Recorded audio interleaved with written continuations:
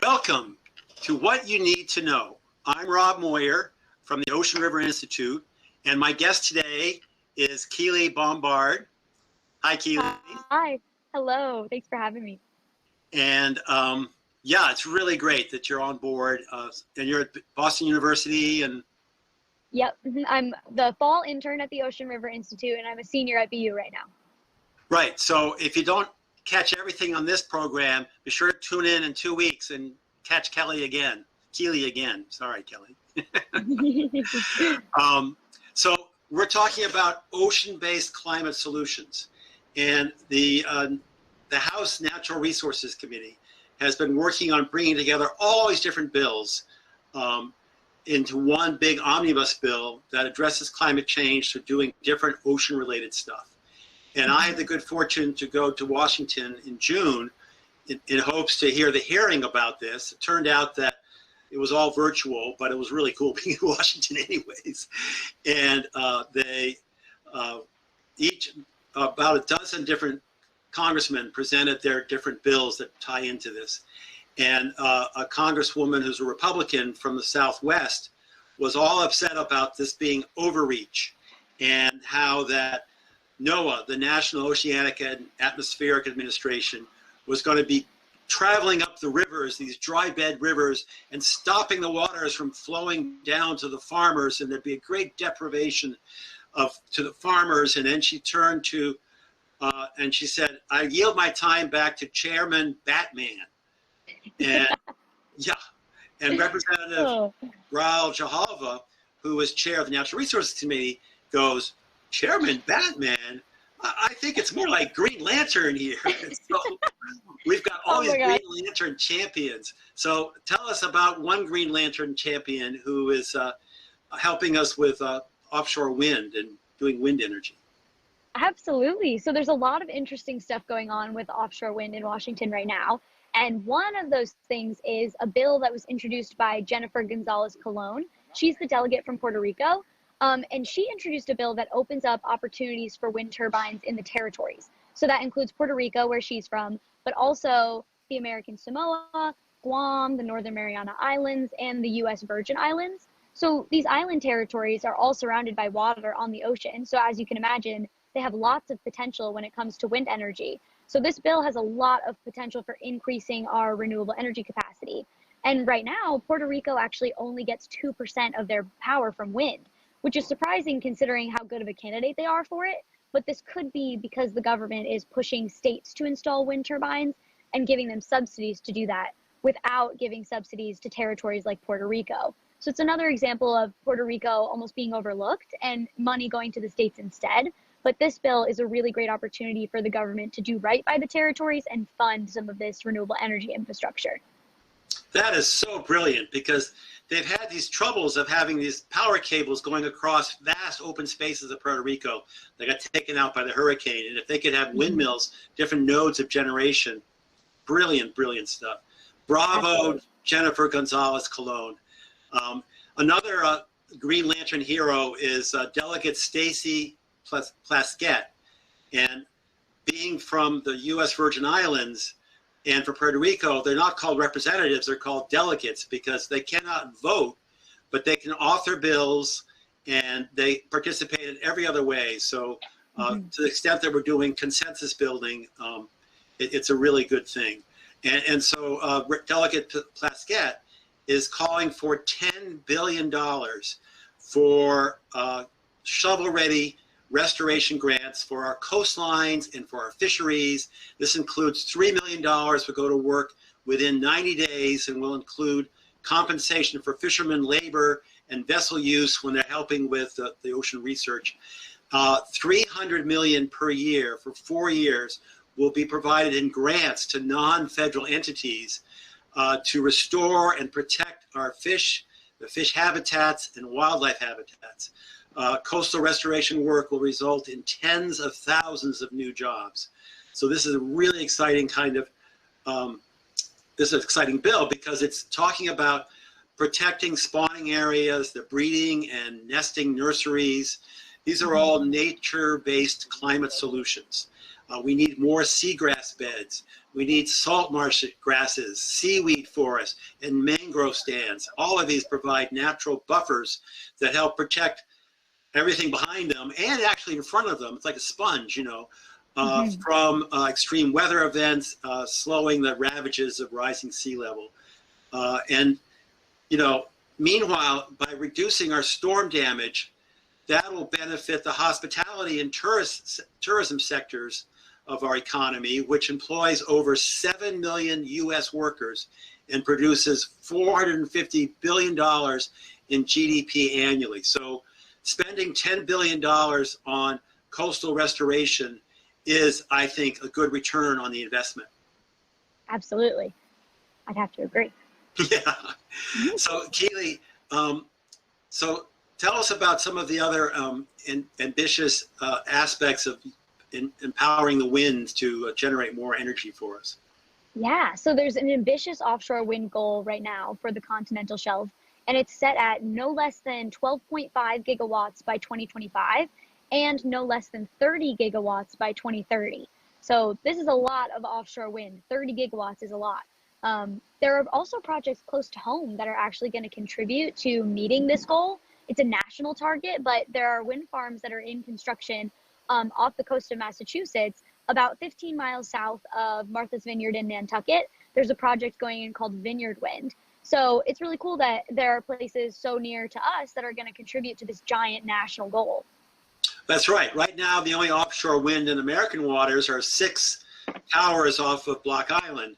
And then, as you were saying, further out behind Martha's Vineyard, they're leasing out hundreds of giant windmills. They're going to be much larger than what we've seen to date.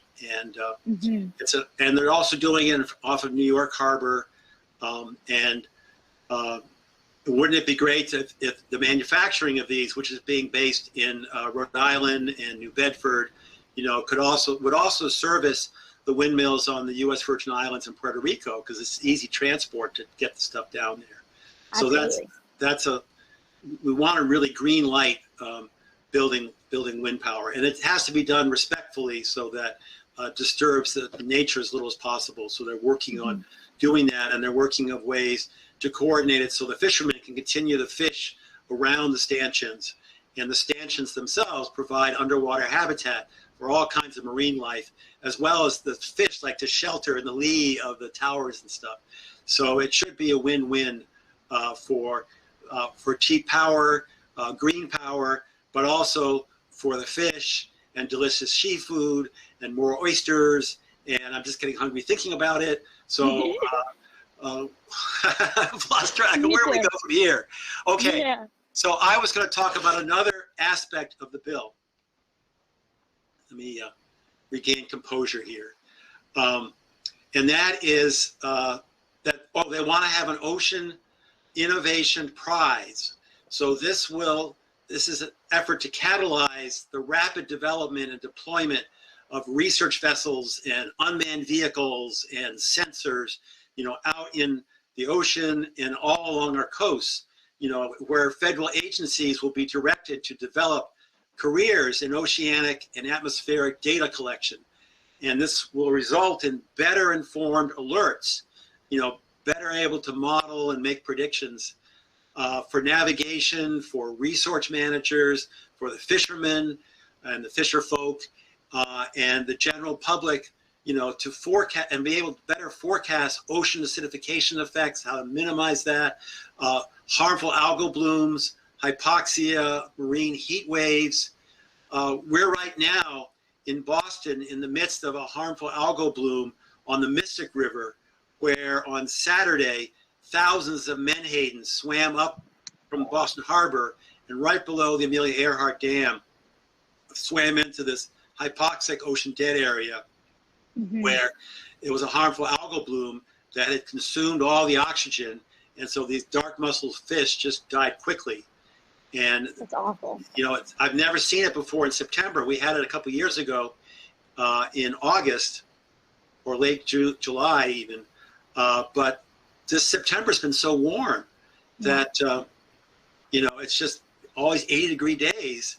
And even though the daylight is much shorter, the daylight length is much shorter, the algae has still been able to populate and consume, because we're putting too much nutrients into the waterways. And so we must be better at keeping septic and sewage and agriculture, and lawn fertilizer is something that we're paying to pollute. People should treat their established lawns like the golf courses do, which is they only give it a little bit of 100% slow release fertilizer that doesn't pollute. It goes all to the grass and to nothing else. And just not waste the money on these quick, just spraying it, so you don't have to put it on top, because grass are very good at setting the roots down and developing symbiotic relationships with the fungi and bacteria. So that's a whole nother issue that Keeley will be back to talk, and I'll be back to talk about some other day, as we have in past shows. But wouldn't it be great to have these innovation prizes to get all these entrepreneurial, inventive people into thinking about how can we get sensing done practically, instead of having these very expensive machines. Yeah, absolutely. That's a very cool concept. I've taken a couple classes at BU in remote sensing, which is, when we use satellite imagery to look at our oceans and monitor their health. And it really taught me how important that monitoring is, especially as the climate changes. This prize is only going to become more important. Right, because these are making the tools that we'll then be using to better understand our systems. And the systems are so complex that you just, it's really hard. And they keep trying to get the scientists to say, how bad is it going to get every year? And every year it's going to get worse. Well, actually, it varies, because sometimes the things line up and sometimes they don't. So, some summers are hotter keep getting hotter, and then we'll have wet and cold summers. So, if it changes, it doesn't mean the climate change is not changing. It's that it's just too hard a system to predict of what's going to happen from year to year. And one of the big problems is our oil spills and the threat of oil spills. And one of the great things about moving away from fossil fuel burning automobiles to electric cars, completely electric, is that then we don't have to have filling stations that require transporting fuels and having on every other city block a bunch of oil and petroleum stored, right there and stuff. You don't never pump gas when you have an electric car. So oil oil production is a huge problem. And so what's in the bill for us? Yeah, so we're certainly concerned about oil spills, especially as we allocate so much funding to ecological restoration, like the bill that you mentioned earlier from the delegate from the U.S. Virgin Islands. We really don't want to undermine that investment that we're making by investing more into the fossil fuel industry. So that's why this bill prohibits gas, oil, and methane hydrate exploration on the continental shelf, except for the areas that have already been filled with oil wells, like in the Gulf of Mexico. So this is a huge step to say that we're not going to increase our oil and gas exploration offshore. It means that we're not going to increase the risk of oil spills more than where it's currently at. And I think it sends a big signal to, companies around the U.S. and abroad that, we're taking this seriously and we're not going to keep furthering our investment into the fossil fuel industry. Instead, we're going to be redirecting that investment into the renewable energy industry, like with offshore wind. So we're kind of diverting that funding that would go to, sorry, the T just went by me. I'm right in Boston. We're diverting that money that would go from the fossil fuel industry into that offshore wind. So it's really exciting to see, see us putting our money where our mouth is on this. Absolutely. And, it's going to, prohibit oil exploration and methane hydrate exploration in the Atlantic seaboard, the Pacific seaboard, off of Alaska, around Florida. And yeah, I'm not sure when it starts backing away, like off of Louisiana. I think there's too much oil drilling, so it won't apply to those places because they've already have plans to build drills, things next to it. But this is a big step. Certainly. It's funny that we hear the MBTA going by because I was just going to say that's a perfect segue. because my last part of this, the bill has many parts to it, and I published an article about all the different parts of it, and you can read about that on our website at www.oceanriver.org. But the transportation is a huge source of pollution. It's And among all the different fuels that are involved in transportation, in terms of ocean-based climate solutions, it is the bunker fuel. This is the dirtiest fossil fuel on the planet, and it's used by the global shipping fleet to, and unfortunately, 800,000 tons of fuel oil sludge and other oily wastes are dumped from ships' bilges every year because, the stuff leaks out of the engines and it gathers in the bottom of the ship. And when they get to their destination, they want to change the bilge water to get the, they can do it anywhere. So it's just polluting the ocean. So it's just really, really needs to be addressed. We need to find ways to have them burning cleaner energy, hopefully not fossil fuel at all. And then another way to save fuel is if the same boats just traveled slower, they would get better, they'd get more miles to the gallon. So that would mean less burning fuel and saving them money. And also slowing down is a good way to avoid collisions with, for example, whales. So here in Boston, they have set up buoys that tell the big boats when there are right whales in the area, and they, by law, must slow down to 10 knots from a higher speed. And it would make sense, since it's kind of a slow motion travel anyways, to have speed restrictions. Also, we can return to an age of sail where people can be paid to handle the sails of large sailing ships to transport those goods by sail. And yeah, it's not as efficient as a big barge, but it's a hell of a lot more fun, and it's a great employment opportunity. So I know that the Greyhound is a sailing ship off of Cornwall, and they've been transporting out to the Scilly Islands wine and honey and high-priced things like that from France, from Brittany, out to the islands and so forth. And so there's a niche there. When for 100 train cars, we want to get those big trucks, those big container trucks off of the highways, going up and down Route 95, from Miami to Caribou, Maine. We could have, 100 trucks will fit on one train, and 100 trains will fit on one of these large vessels. And if the more of that we can get transporting up and down our seaboard on the ocean instead of on the highways, that is a huge savings in fossil fuel, but it's also a quality of life issue for those of us driving little cars on these highways, not have to have these Absolutely. Big, massive trucks on them. So this is the exciting about the bill, is that it's so comprehensive. So let me show you a little bit about the bill. And Keeley, you are a little bit about our actions in our campaign. And Keeley, tell us about what people can do. Yeah, absolutely. So if any of the things that we've talked about today have resonated with you, like Rob was saying, this bill is so multifaceted. There are so many different components to it, all under the umbrella of ocean-based climate solutions. You can act with us today. You can visit our website, which is www.oceanriver.org. That's www.oceanriver.org. You're going to see about 6 campaigns on our homepage. There's a lot going on over here, but one of those campaigns is what we talked to you about today, ocean-based climate solutions. Yep. So Keeley, hold on a second. Hold on. So this is the homepage, and then if you go down, you see these 6 different things. Yep. And today we're doing not 30% conserved or restored by 2030, but we're doing ocean-based climate solutions. So we click on the little storm petrel there in front of a couple of humpbacks. This is out on Stellwagen Bank. And we scroll down here, and there I am talking with Congressman Kathleen Clark and Annie Custard. And this is Jean Cousteau, the daughter-in-law of Jacques Cousteau. And we're talking about saving the ocean.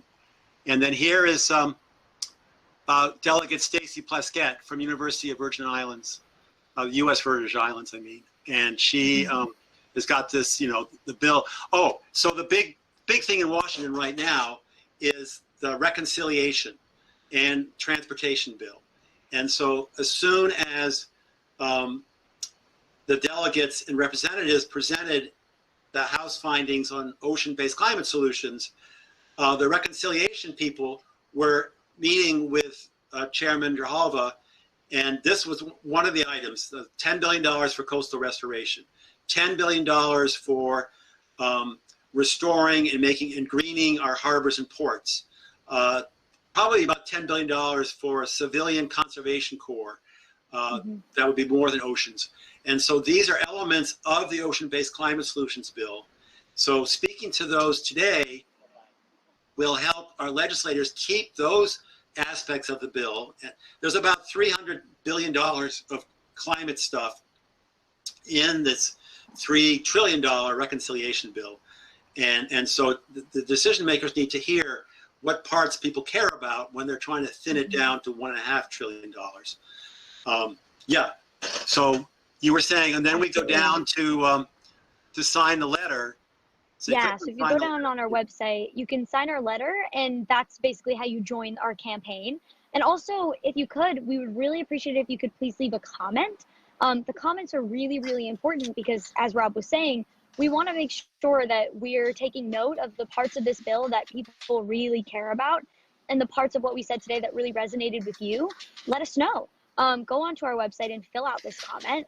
It's my personal favorite part of the Ocean River Institute is just the fact that we connect people to the decision makers and ensure that their voices and opinions on these kinds of bills are heard. It's really, really important to lend your voice to these kinds of things. Yes, it is. And that's the pleasure of going down to Washington, is that we make sure everyone sounds good, that they're expressing themselves well. And then we organize them by political district. So then I print them out on paper, and I can go to the congressional office and say, your people are on page 27 to 28 or something. And they enjoy looking through them. They'll come out to me and say, Rob, I've heard from this person, but I've never heard this guy before. And also they get a sense, because you can flip around, you get a sense that this is not some sleeper bill, that there are a lot of people who have personal investments, and it isn't just, giving them a list of names of people who just slack of signed this, a petition, signed stuff as fast as they could and stuff. So the more personal you can make this, don't just say, save the ocean. For the example there, I wrote, I like to eat fish, and I want there to be plenty of seafood.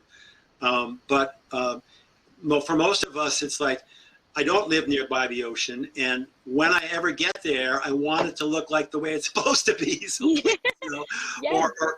Or you may know something specific about oyster farming or transportation or any of the different elements. But the more you sound like you care, because that's what the legislators are out there to do, is that they want to help their constituents. They're there to serve their constituents. And so when at the committee level, when they hear from our constituents, and this is what the Ocean River Institute does, is we're listening to what the bills are and what they can do, and then we ask people to tell them why they should do what they can do already. And that really helps them they'll push back the lobbyists and say, no, I'm serving Mrs. McGillicuddy because, she's upset the crocuses are up early, so I've got to show that I'm doing something on climate change, for example. But more specifically, these are actual bills they're doing. So this is really where we just outpace everyone else. And I always get my meetings. In fact, the congressional delegation, as you saw in the photograph, will come over to me because they'll want to talk about going to Nantucket or their ocean story. That's not partisan. And the partisan ones, they can't support the bill because their boss says they can't, but they all care about the ocean, and so that they want to know, and so the smaller bills they'll put through because they know you guys care about it. Yeah. Absolutely. So yeah, please take a look. Let's see, we still got a couple minutes. So, so one of the areas that we get conflicted on is that people are told not to eat seafood because there's mercury poisoning in them. And the mercury and lead and these nasty things, and now there are other various chemicals like glyphosate that's in Roundup. These bioaccumulate up the food chain. So I will not eat bluefin tuna because that is 7 trophic levels up the food chain. And it's a big fish, and they live a long time, so they accumulate a lot of toxins. So 1 pound, a 1 pound serving of a tuna, bluefin tuna steak is the equivalent of eating 4 New York City dump trucks full of diatoms. And so that's what you're hooking your kidneys up to clean the toxins out, because it's that many steps up. And I love a tuna melt, and they're never going to use the most expensive fish for a tuna melt. The next biggest fish is the yellowfin tuna, and that is smaller, shorter lived, but being a trophic level down, it's got 1,000 times less poisons than the bluefin tuna. And then albacore and applejack, those other ones, skipjack, are all even less. And of course, herring and sardines are way at the bottom, so you can eat those with impunity. Basically, the less expensive the fish, the better it is for you. And also, it's less expensive because it's more abundant. That means the fisherman is catching it. And so when I go to the fish market, I love cod and haddock, and the cod is coming from, we're out of time. And the cod is coming from Iceland, and the haddock is being sustainably fished. But the pollock will be cheaper, and the hake will be even less, and they're all inexpensive. But we've fretted away our time. So Keeley, thank you for talking about ocean-based climate solutions. Anytime. Thanks for having me. It was so much fun. Okay, so until next time, please take care of yourselves, and then take a little time to take some care of this planet of ours, and however you can.